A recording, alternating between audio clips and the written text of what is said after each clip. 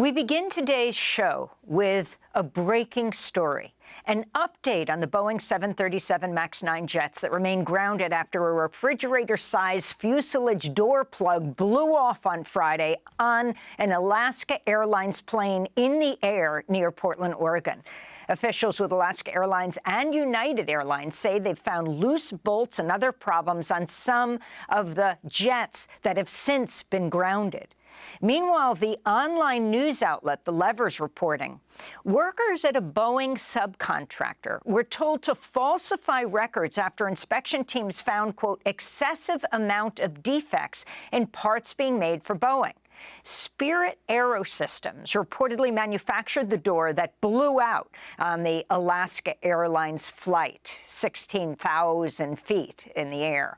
The Lever reports a group of Spirit shareholders filed a federal complaint last year saying Spirit executives has, quote, prioritized production numbers and short-term financial outcomes over product quality. Spirit was established nearly 2 decades ago as a spin-off of Boeing. We're joined now by The Lever's editor-in-chief, David Sirota. The investigation is headlined, Boeing Supplier Ignored Warnings of Excessive Amount of Defects Former Employees Allege. David's also editor-at-large for Jacobin. David, welcome back to Democracy Now! Thanks for joining us from Denver. Why don't you lay out what you just exposed? Sure. Just a few weeks before the debacle over Portland, Oregon, court documents were filed by those shareholders that included allegations from safety officials, employees at the subcontractor that basically allege a culture of defective products, a lack of quality control, and a culture of retaliation against workers who were trying to sound the alarm. These workers say that they had found, as you said, excessive defects in the construction and production of these fuselages, that they tried to sound the alarm with corporate officials, with managers, including, by the way, the then CEO of the company, and that they were retaliated against for raising those alarms. And some of the specifics of the allegations relate to what we were now learning. The loose bolt situation, as one example. One of the workers alleges that the calibration of the tools that tighten those bolts, that they had found problems in the calibration of those tools, and that they had gone to management and said, we have a systemic problem here. And again, that those warnings were ignored, and that in some cases, workers were retaliated against for trying to raise those alarms. At one point, one of the workers in an email and in an ethics complaint at the company says, effectively, you're asking us to report inaccurate information about the safety of the products that we're putting out there. The products, of course, being those components of the fuselage. And David, could you talk about a little more about the relationship between Spirit and Boeing? And given the fact that this is such a key component of a plane, the fuselage, that it would be contracted out, why did Boeing spin off Spirit to begin with? It's a great question, but I can say this: the company at issue says that its most important piece of business is building these fuselages. So when we call this company a subcontractor, it's smaller than Boeing, but we're talking about a publicly traded company, a big company. Whose primary business, whose main business is producing this for Boeing, doing these fuselages, which, as you say, is an essential part of the plane. So to be clear, this is not some small subcontractor that kind of Boeing ignored or didn't know much about, right? This is a major company headed now, by the way, by a former Boeing official, who had served in the Trump administration as a Pentagon official. And of course, Boeing and the Pentagon have a huge relationship in terms of military production. So this is a big company, and it does raise questions about not only the FAA's oversight of the safety situation in building planes, but also in Boeing's own oversight of its own subcontractors and partners. To be clear, the FAA in the past, in the past couple of years, has twice named Spirit AeroSystems in its allegations against Boeing related to the 737 and safety issues. And what did you find in terms of the FAA's ability to conduct the necessary oversight over not only Spirit and Boeing, but I guess other aircraft manufacturers? Well, look, experts told us that part of the problem here is that there are now so many subcontractors, and the FAA has not had the funding necessary to do what these experts say is the necessary kind of inspections and oversight over these contractors, that it's now not just one central company, it's a company like Boeing, but with all sorts of subcontractors that federal officials haven't necessarily been supervising as tightly as they could, don't have necessarily the funding to supervise them. Now, of course, this is a company that we're talking about, Spirit AeroSystems, that received $75 million very recently as a federal subsidy during the pandemic.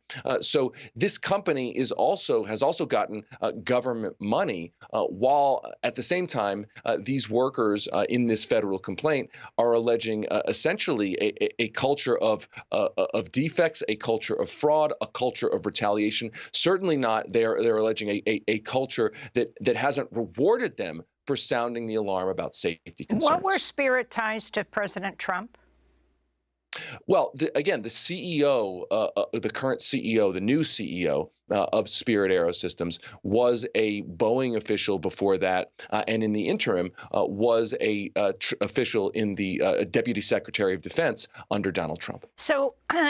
One of the ways you find out when this is all being investigated, you go to the cockpit voice recorder. Amazingly, it has been overwritten. Right? Alaska Air, Boeing said it happens very quickly. So they can't even go to the voice recorder? Apparently. I mean, I think there's going to be a very detailed investigation into this because now you've got planes grounded.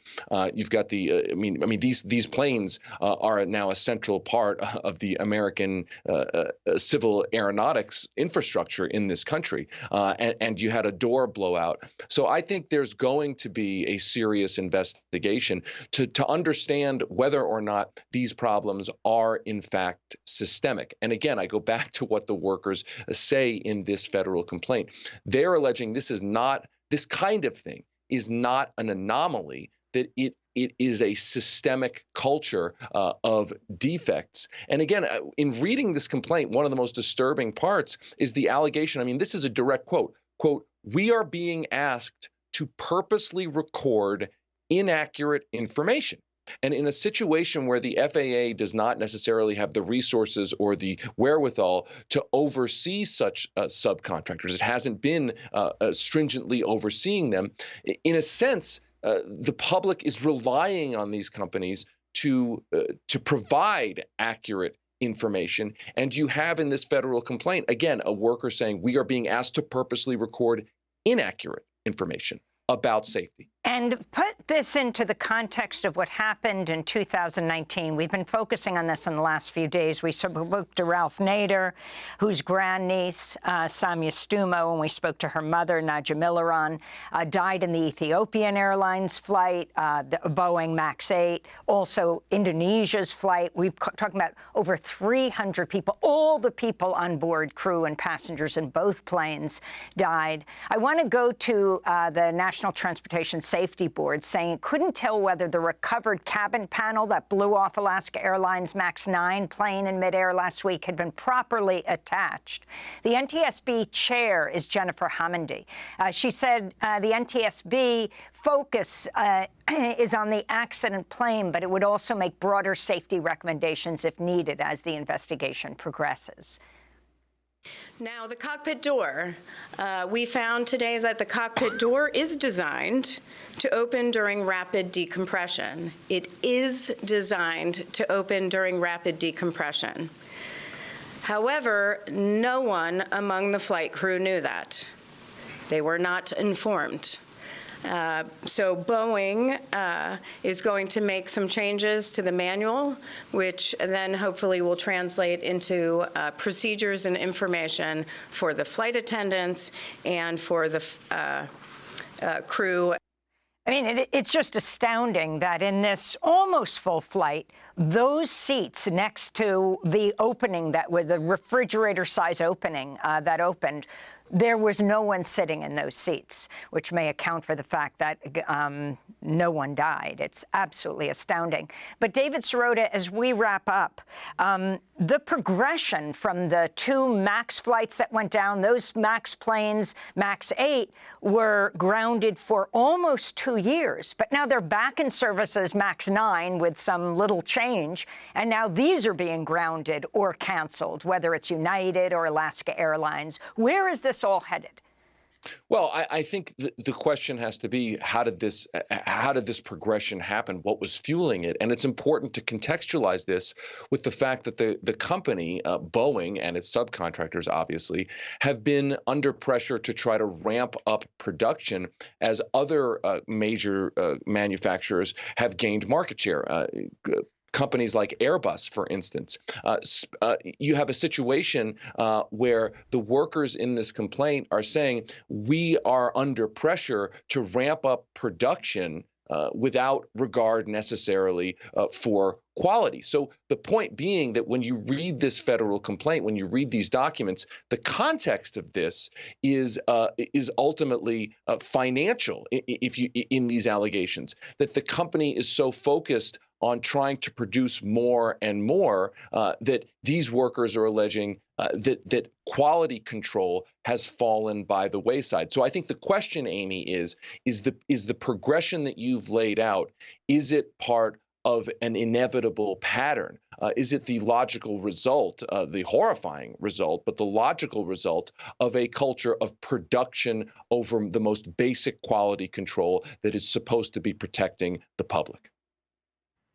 And David, I wanted to ask you, I was struck in particular in your article by the mention of court documents by a Joshua Dean, who was a former quality auditor for Spirit, who raised issues of major defects as far back as October of 2022, long before Boeing publicly admitted any kinds of defects. And yet he not only was consistently overlooked his complaints, but he was eventually fired? That's right. The complaint says that this person was fired. That's correct. In raising that alarm about what were called misdrilled or misplaced holes that were drilled in the bulkhead in the fuselage. So and what's interesting here is that this all comes out of a shareholder lawsuit.